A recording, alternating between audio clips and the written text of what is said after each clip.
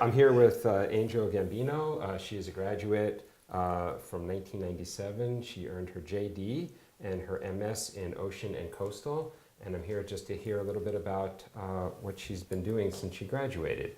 So maybe we could just, I don't know if you want to tell us a little bit about yourself before we start, or I can just jump right into the questions.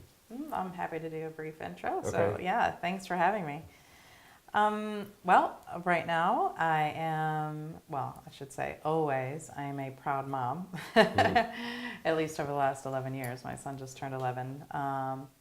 So I am a proud mom to Bronco Gambino, and I am the founder and CEO of a company named Sensei, and it's an artificial intelligence platform that helps nonprofits, small business, and creators manage and optimize their social media. I'm a partner in a venture development firm called Pre-Hype, and we create new digital startups in partnership with large corporates. And we also create what we call our own homegrowns, like BarkBox or Managed by Q, which are also technology-driven startups. And I just recently sold one of my last ventures, the Alchemist Collective, and in that, the Alchemy, to Ford Motor Company in Detroit. And that was an urban regeneration project. So it was largely about real estate and redefining Corktown, the oldest neighborhood in Detroit, into the center of smart mobility.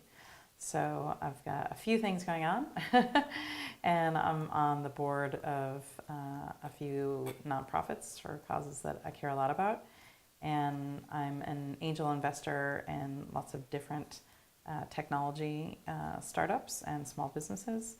My latest investment is a company called Ease, which is a new cannabis technology company.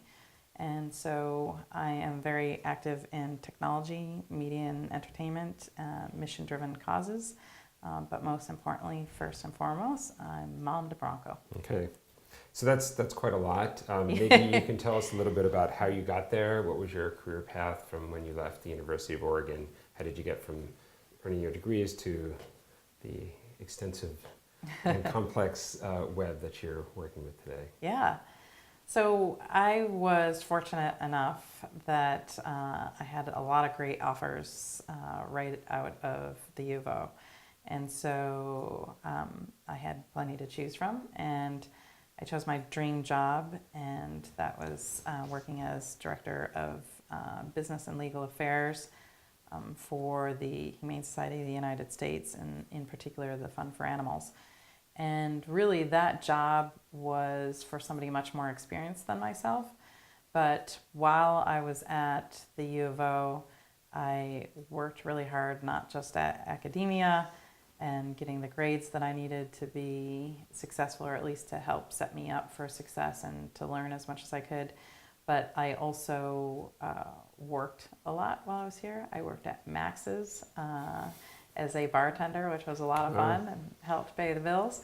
But I also worked as a clerk at a local law firm, and I ran a few different organizations, such as Land, Air, Water, and the Public Interest Environmental Law Conference. And I set up the first animal law class at the law school. So I had a lot of very practical experience, a lot of hours behind me before I went into the workforce. So I was fortunate to land that job straight out of law school. I think, from there, when I was working on Capitol Hill, both from a lobbying and a litigation perspective, you learn a lot about how Capitol Hill works and how the justice system works, the legal system works, how laws get passed and enforced in the real world. And while I was really passionate about those causes, I wasn't so passionate about the day-to-day grind of that particular work. And so one of the things that I had done while I was in law school was set up the first webcast for the Environmental Law Conference. And at that time, the word webcast didn't even exist. So it was very early days.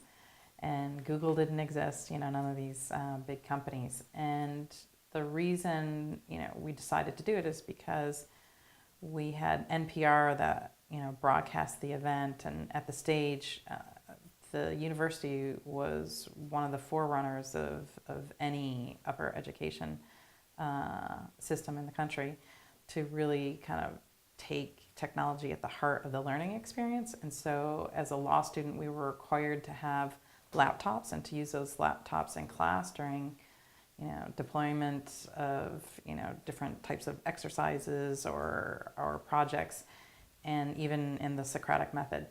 And so while we became very comfortable, I think, from the standpoint of using technology in day-to-day practice of law, I got really excited about the wider implications. I got really excited about really the reason I came to law school, and that was to kind of make a difference in the world, at least do my part in making a difference in the world. And what I saw through the conference is that we were able to attract 4,000 online streams of the conference that year in 1997, which was extraordinary to me because you didn't really have a way to search for that at that time. We also did the first online registration of the conference, and there were no software packages for that kind of thing at that stage, the first online payments. And so we were really creating everything from scratch. So I got incredibly excited about the internet as a medium for change and a medium for communication, and really as a transformation agent in terms of how we live. So it was really that experience in law school that made me start to think about what the world might be like, during my lifetime. And so when I was practicing law on Capitol Hill, I was also playing weekly volleyball matches with a bunch of rocket scientists from NASA, as you do when you're living in DC. And we were all very competitive. And so we would go have a beer after the games, and I was talking about my frustrations and how law works in the real world, and my acceptance of reality, and but also about my excitement about the internet as a new medium. And so one of the guys said, well, one of our financial advisors is setting up this new company in New York. You should go talk to her, because I was thinking maybe I need to expand my skill set and start to look at business as an opportunity on the internet, in terms of really, I was approaching it kind of more in the aspirational double bottom line, like how can I do good in the world and also have some fun and create some commercial value. And so as I was thinking through these opportunities for myself, and we were having these discussions, I decided to take him up on this offer. So I went to New York and had this conversation, which was supposed to be an informational interview and ended up becoming a 6-hour job interview, and led to lots of different discussions. And that was really my first foray into business. And from there, I started to work in a consulting capacity when we were setting up all these first online businesses. And it was really exciting to be part of creating some of those first websites, the first transactional services, the first e-commerce services. And so I was going back and forth at that stage between, I made the move from DC to New York, and then I was going back and forth between New York and San Francisco. So I gained a lot of experience, and I learned a lot while I was working in that area. We were all learning together because we were creating it together. And through that experience, Capital One had decided that they wanted to expand internationally. And although I wasn't really interested in financial services per se, I thought learning how to do business and to live abroad would be pretty cool. And so I was selected to help them with their first international expansion. And so I moved to London. And when I was in the UK, I met a lot of super interesting people. And this was at the time that Tony Blair was talking about Broadband Britain and local loop unbundling for DSL, and really becoming the leader in Europe for internet. So with these other people, we started to talk about different ideas around businesses that we could create. And at that time, we thought that gamers would be the early adopters of the internet. And so we decided to create a company called Gameplay. And Gameplay was an online multiplayer gaming site. We had games, e-commerce, lots of content. And we created something called Celebrity Deathmatch, which was a lot of fun. We had these different celebrities like boxing and just a lot of fun, basically. But a very strong community across Europe. So we floated that business on AIM. We became the stock market darlings for a while. So it seemed very far from what I was doing in my early public interest environmental law days. But it was super exciting and it was super fun, and I got to do a lot of interesting things all over Europe. And from there, the BBC said, we love everything that you've done with Gameplay. We're looking at the future of public service broadcasting, and we know that we need to invest in these new technologies, but we're not sure how or in what way, and we're not sure how things are going to evolve. Would you consider joining our executive team and leading that area? Which was a real honor, first of all, because I was American, and it's about as British as British institutions get. It's the oldest broadcaster in the world. And I was also the youngest executive that they had ever hired. And so it was a big learning experience in terms of the cultural differences. They say two nations divided by a common language, and that's very much how it was at that stage. But I was able to very quickly develop some worldwide firsts, such as the first 3G services on mobile, so content, video streaming on mobile, the first text to screen, so all the SMS you see with TV programming. I developed the first services there well before they came over to the United States. I developed their first video on demand programming, something called the iPlayer. My team and I developed, which is very similar to what Netflix is here, but with BBC public service programming. So for me, it was a great place to be because all of my ethos and values around being very kind of mission driven, which I feel was very enhanced by my experience at the U of O, combined with my excitement and passion for media and technology. And so I was able to build these services out, learn a lot, and then luckily Viacom came calling and said, "We love what you've done at the BBC. Would you help us, do that?" And so then I was in a role where I was managing a multi-billion-dollar P&L, which was definitely far from my days of, Capitol Hill. I, by that time, had built up quite a bit of business acumen and technology expertise. And so I was heading up all of their commercial businesses in the UK and across Europe.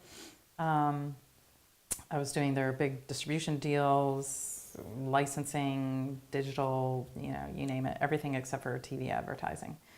And as part of that, Tom Freston, one of the original founders of MTV, asked me to start looking at different M&A opportunities to acquire other companies.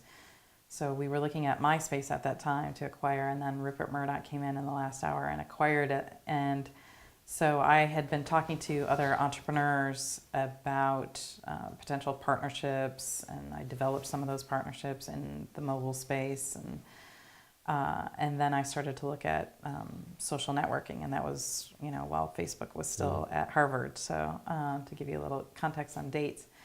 And through the course of that, I met a couple of entrepreneurs who had something called Birthday Alarm, which was really just that. It was an online birthday alarm. It gave you an alert, a notification. But it was a great database in which to build a social media business. And so that's what we did. And we built Bebo, and we built that up within less than 3 years to an $850 million acquisition by AOL Time Warner. And it was a really, really exciting time and an exciting experience. It was a big liquidity event. And so I started to invest in other businesses. And as part of that experience of becoming an angel investor for the first time in a meaningful way, I decided to, after the Lehman Brothers and financial crisis situation, I decided, well, everybody's partying in Brazil. At least it's a little bit better down in Brazil. The U.S. and the UK and Europe right now are very economically depressed, and just depressed overall. It was a very tough time. So one of the investments that I had made down there said, well, can you help us with our business? So I said, that's a big move. I had just had my son, Bronco, and I was a single mom. He is a wonderful father, but we weren't getting married. And so I thought, wow, as a single mom, do I want to move all the way to Argentina? I don't even speak Spanish. Mm-hmm. But yeah, I decided to make that move and helped that business grow. And a little while later, we had a successful exit with that business. And I'm still an investor in other businesses there. But when I came back to Detroit, where I'm originally from, it was around 2010, and the city was in a really, really bad state. The city of Detroit was in absolute collapse. And being from there, it hurt to see people and a community struggling. So I decided that I was going to do something about it. So I didn't know what to do exactly. And I was still deciding whether I was going to move back to London or New York or San Francisco. And I just decided to buy up as much land as I could. I looked at what I thought were the most strategic locations, the location that people would most likely migrate back to at some point. And that place was Corktown, the oldest neighborhood in Detroit. And I wasn't really sure what I was going to do because I didn't really, know much about real estate. But I figured I would figure it out at some point. And so after I acquired those properties, both buildings and land, those buildings were derelict. I renovated them to the stage of fully tenanted buildings with nonprofits, mission-driven organizations, and creative small businesses. Basically, any kind of tenant where I thought I could provide more value than just affordable office events space. So it's kind of a mini accelerator. Within there, I started developing smart mobility ventures as a part of the Alchemist Collective. So I was running my own businesses out of there as well. And as part of that, Westfield Shopping Towns had been looking for a chief digital officer. They had been looking for about a year and a half. So Stephen Lowy, the chief exec, who's based in Sydney, Australia, called and said, look, we've been searching for this person for a long time now. We've gone through a few different headhunting firms. We love your experience. What do you think about the future of retail? And so when I was developing all these different technology ventures, most of them were very social and community driven, but social and community driven from an internet standpoint, so very much online. And with Detroit, I was really looking at the bridge between the physical world and online communities and the way that they could benefit each other. And so through that, it was really about reinventing what it means to have walkable destination in an urban center, what it means to have retail in a world where you can buy everything online. What does that mean for the physical real world experience? And so at that time, I decided I didn't want to join Westfield as a full-time executive, but that I would partner with them heading up their innovation area to develop new ventures in the area of retail. And so at that time, they were really planning for the building of Europe's largest shopping center. And that was going to ultimately reside within the Olympic Park for London 2012. That would be the first time that there would be a retail presence inside the Olympic Park. And so it presented a lot of unique challenges from a security standpoint, also from a commercial standpoint, given the power that the sponsors have for the event, and also a unique situation where, you know, you've got people from all over the world coming there. So I basically used it to incubate a lot of new ventures. And so while I was running that, I kind of put everything in place. And so we were testing a lot of different concepts, and some of them are now deployed throughout the world, throughout their shopping centers. The U.S. women's national team needed what they call a team liaison officer, which is kind of like a general manager that works with the Olympic Committee and with FIFA and with the team to make sure that they have the optimal conditions during the Olympics. And so I was very fortunate to go over there and head up the U.S. women's national soccer team in that capacity. Got to work with amazing people like Jill Ellis, who's the current coach, and all the players over there who are just absolutely phenomenal human beings and athletes. And so it was also great for me because I had played for Queen's Park Rangers as part of the English Premier League. So having played as a professional soccer player and then being able to work with them in that capacity was super exciting. And so I felt like it was a real high point in my career. I was doing all this amazing technology stuff, which was having both a social impact and was also creating a lot of commercial value. And I was able to, you know, to be involved in one of the best, you know, sporting teams and one of the best sporting events in the world. And so we were very fortunate, and we got gold in London 2012. And so, you know, building on that, BP and Castrol Motor Oil, Castrol Lubricants, asked me if I would really kind of further develop some of the smart mobility venture work that I had been doing. And if you would have talked to me at the U of O, sitting here in Eugene, about working with BP, you know, during my law school days, I can't, the expletives would have probably rolled quite freely. But at this stage in my career, I realized that, you know, you could present a problem to BP, a problem for their business. And the problem being that with the proliferation of electric vehicles and new mobility options, there is less need for petrol and gas, right? So if you present it as a threat to the business, then potentially you have an opportunity to build new businesses, new sustainable businesses that have positive, you know, environmental impact as opposed to negative, or at least neutral.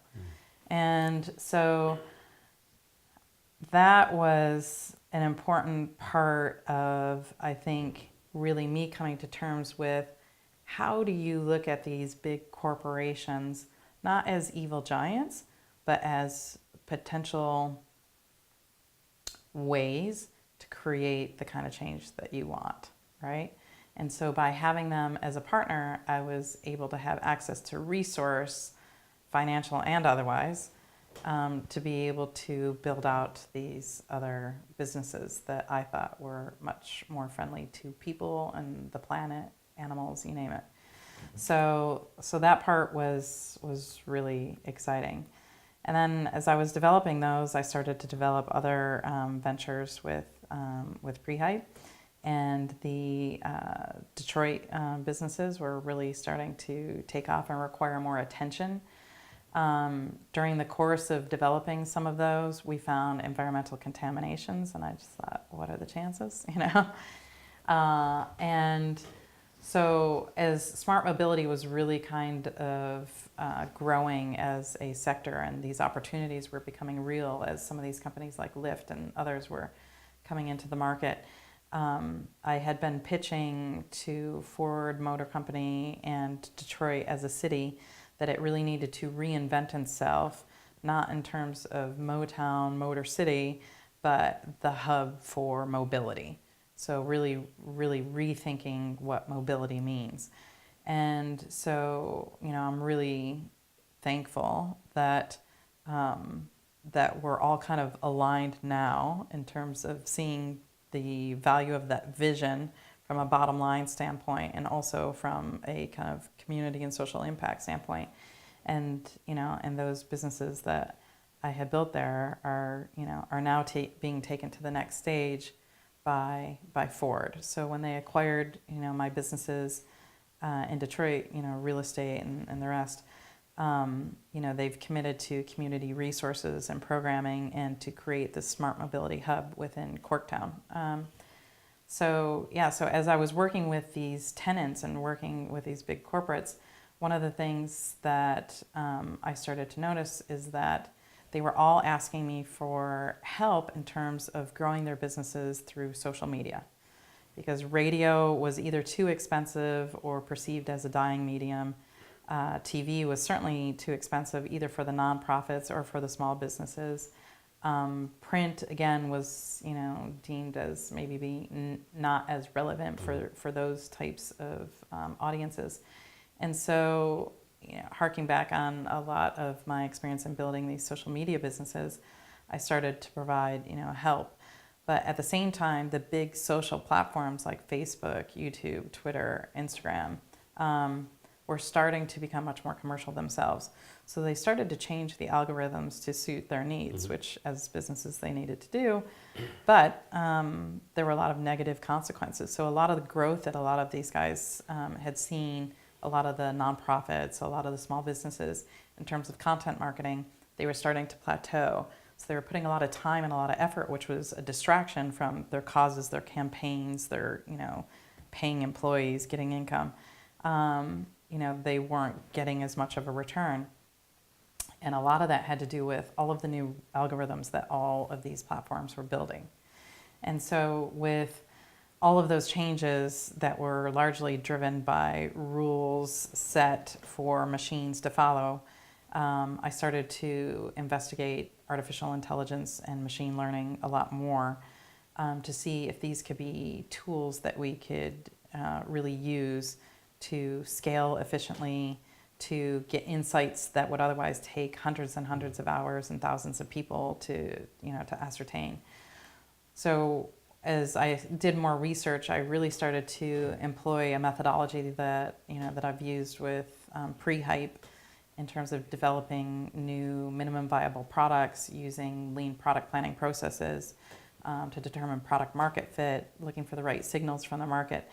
And from there, we developed Sensei, so the mentor, the advisor, the coach.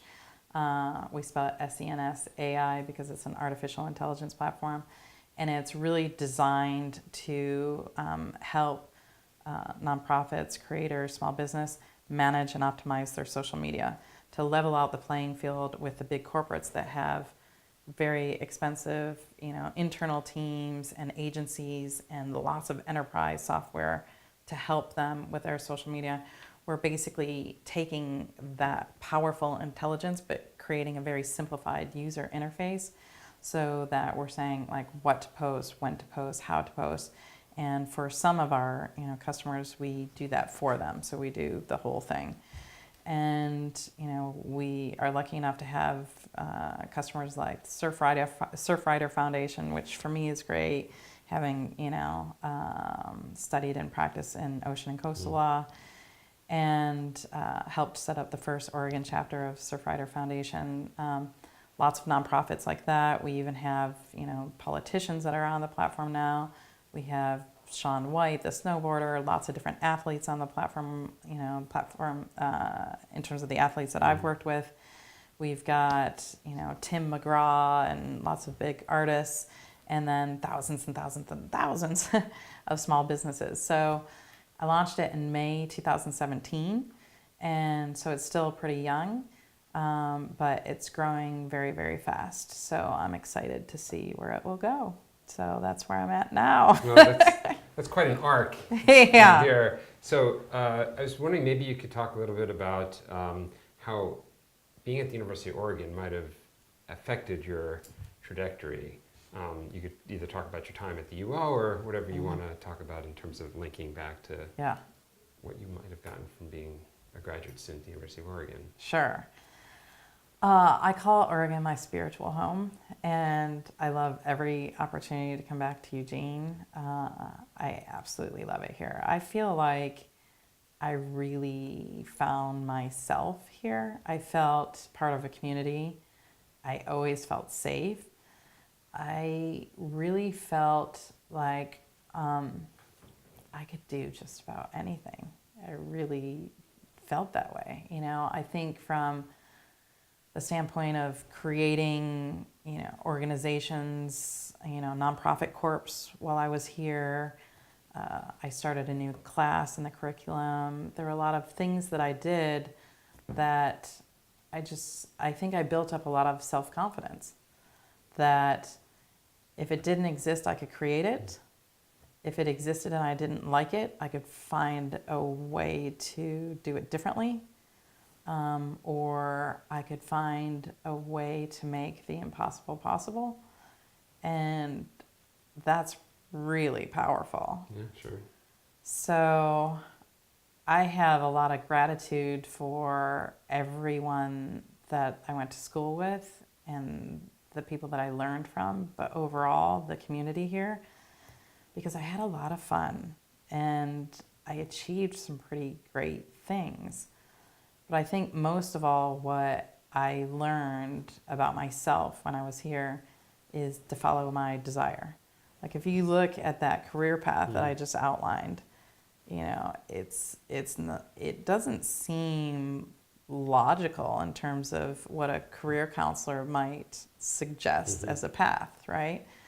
But because I felt like I really felt like I could almost do anything. And I just had to kind of go out there and try. And so I feel like that was partly about it being the time in my life. But I think it's also, you know, being in Eugene when you have just such a beautiful campus, you're surrounded by beauty. You have access, you know, to the coast. You can do a quick hike up the butte, you know, and I was on Spencer's Butte all the time.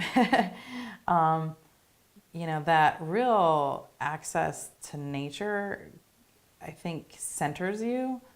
And I think when you've got that really good energy going inside of yourself, you attract abundance. I feel like there have been opportunities in my life that have been presented to me that don't make any sense to me. Why are these opportunities coming to me? Because I haven't done anything that warrants them.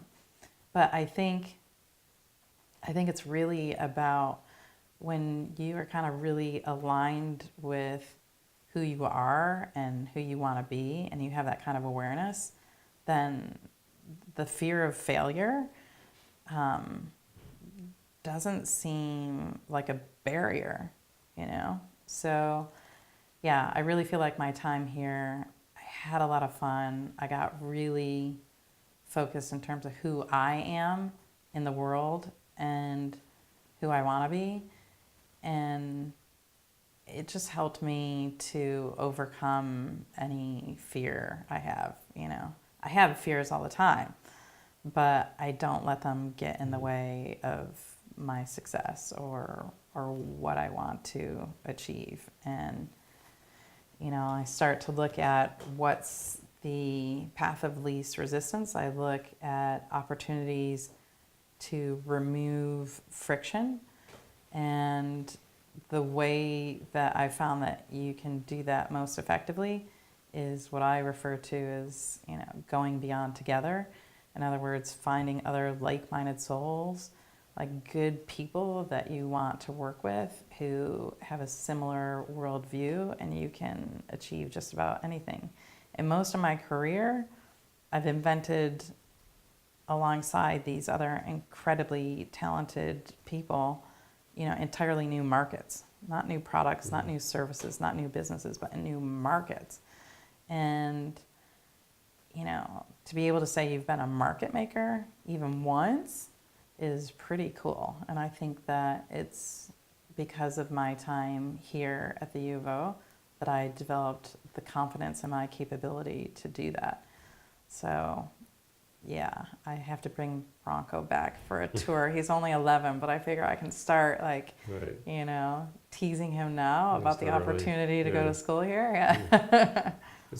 Were there any instructors, mentors, people that you remember from your time here that were particularly, I don't know, inspiring? Yeah, I think there were a few. Mary Wood was definitely a great professor, and it was also great just to have this very, very smart woman who was doing amazing things in the world, who was also incredibly humble and just very likable. And I just thought, as a human being, she's somebody that I respected. And there were people like Carolyn Fairburn, and there were people like, I'm trying to think of who some of my favorites were. I like, there was Ibrahim Gassama, and I think with him, what I really loved is he really got me thinking about the rest of the world, not just the United States. And Keith Aoki, who's passed, he was just such a fun, cool guy, and he made me think, okay, you don't have to be boring if you're a lawyer. It's not just about a very particular type. There were a few others that were really impactful, but I would say, those were definitely some of them. I'm wondering, I mean, you're coming from the law school, and that's a little bit different than others across campus who might look at their careers very specifically. I want to be in academia. Yeah. And I was wondering if you had any advice for those that were looking at careers outside of academia, whether it's in the law school or anything on campus, anything that they should be working on now that can help them later in life. I don't know. I remember with Dave Frohnmeyer, he and I had an interesting relationship in the sense that a lot of the things that I wanted to do, I felt like he was kind of blocking, but we had a very healthy debate and dialogue. And I remember when I graduated and he handed me my certificate, and he said, "I'm really grateful to you for everything that you've done for the U of O." And which I thought was a really, it was a moment, right? Because I think that graduate students here really do have an opportunity to create a name for themselves. And there are no barriers or restrictions to what you can do to achieve what you want to here. I really genuinely believe that. So I think in terms of advice, I think for all of us, whether you're in the law program or any one of the graduate programs or even the undergrad programs here, a lot of times we get really focused on getting the grades and trying to just, do as well as we can academically. And I think that's really, really important. But the people quotient, the relationships that you build, I think are equally important, because those are the people who are going to introduce you to the opportunities that you don't even know exist. A lot of the jobs and the careers out there,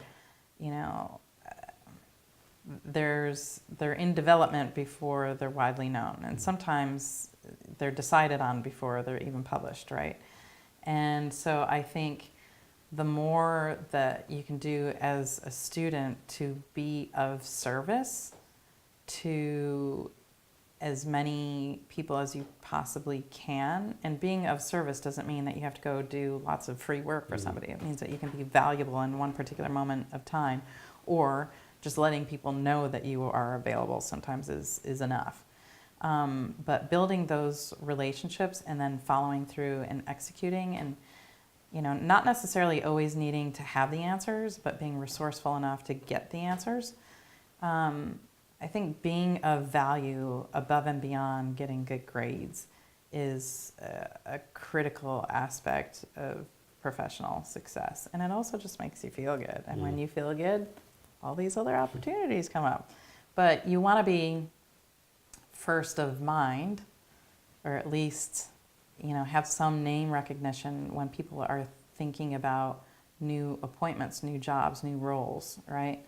And, getting good grades isn't the way that you do that. I mean, it might get you first, through the first hurdle after they've identified you as a potential candidate. But, being identified as the first potential candidate isn't always just about submitting your resume.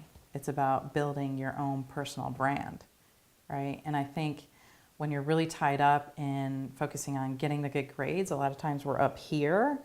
And I think a lot of times, it's coming from the heart and coming from the gut where we really connect with other people.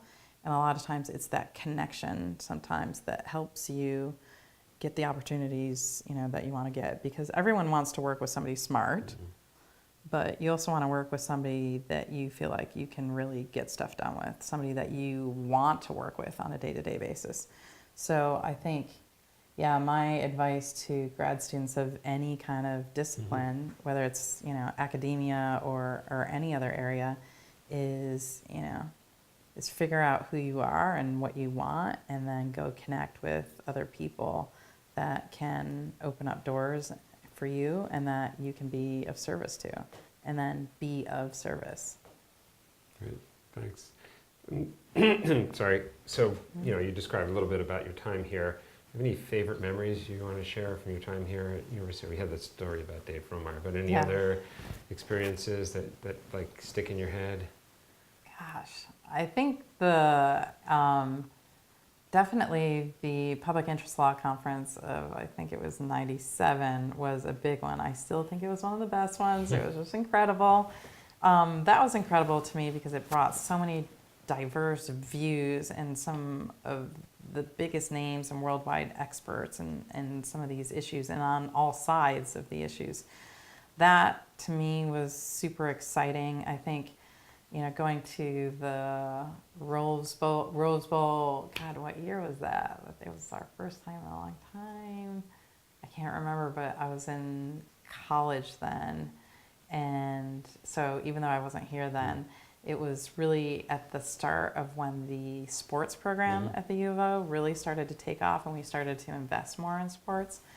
So I love that part of our U of O story. A lot of the things that, I loved working at Max's because, it was started by a former U of O law student. It was one of the first bars in the, entire area. So it had a lot of history, and it was very much like Cheers. So when I was in there, I was serving ex-professors, and we would have these like metaphysical, experiences where we would have these really deep conversations, and it was so cool. It was so much fun. And I think playing soccer here, both for the law school and for Olympic development or professional development team, which ultimately later became a professional league, I think it was really a lot about the relationships that I developed here. I remember finding a stray cat on the steps of the law school. I named it Lawless, and he was my cat, and he was, I think, feral, because it took about a year and a half of me having this cat at my apartment before one day he finally let me touch him. So after a year and a half of taking care of this cat that would not let me go anywhere near him, he finally let me touch him, and then he became the most, affectionate cat ever. And I just feel like, I live in Marin now. I've just really the past year started to get into meditation. You talk about metta, so creating this state of kindness and loving interactions. And I feel like Eugene is all about metta. I remember one time we canoed over to Dave Matthews' concert, and being able to sit in a canoe and have a microbrew and watch a concert was super cool. That sounds like fun. Yes, it was a lot of fun. Microbrews was a big part of my Eugene experience, in the sense that when I moved here, I didn't like, any kind of beer. And then when I realized it was like a true art form and that you could have all these like artisanal highbrow experiences around, around beer, it was new to me. And so now I'm a beer snob. I only drink the really good stuff. And I feel like that was part of my experience here. Also really developing a taste for Pinot Noir. Friends of mine worked at the vineyards, and so I would get to try all these different, wines that I wouldn't normally be able to afford back then. And I feel it's like the richness of experience between nature and community and sports and academia, and it's like everything that you want out of a college town. I just feel like you get the best of it here. Yeah. So we still have beer, wine, and sports, Yeah. but I think what's changed, what struck you as being different, right? So when I come back now, first of all, there's a lot of new buildings, Yes. and they're spectacular. And I think like, dang, I wish I could have learned in this environment. And the other thing is like, the downtown area is like a real downtown. I'm like, oh my gosh, I feel like I'm in, like Portland. And sometimes I feel like I'm in New York. I'm like, we're in Eugene. Oh my gosh. So it's no longer blue jean completely, but it also hasn't completely lost its roots, which I like. So that's changed a lot. Also, I feel like both the academic programming and all the kind of adjacent programming is much more extensive and deeper, much more comprehensive than when I was here. I think we've developed a great reputation as a university, and so I feel like we've got a lot more attention on us, and with that attention, gives support for, alum donations and investment, and I think that part is exciting. So every time I come back, I think like, that's a new building, that's a new place, that's a new restaurant, that's a new shop, and that part is pretty cool. But I like the fact that it also is retaining its charm and its soul. The Max's is still here. Yes, I know, and it's still the same owner. Is it? Yeah, so in fact, the last time I was here for the law school reunion a couple years ago, I went into Max's because I brought a friend, and I was like, we have to go to Max's, I have to show you. So we went in there, and the guy that was tending bar was the co-director for the Environmental Law Conference. So I was like, oh my God, he's like living my life like a couple decades later. But yeah, I haven't met up with the owner, but I'm definitely gonna make a trip back to Max's while I'm here. Well, those are the questions I have. Thanks so much for agreeing to come back and talk with us. Yeah, I love the opportunity. So anything I can do to help the students that are here or the faculty and the U of O at large, I'm happy to do. All right, great, thanks. Mm-hmm.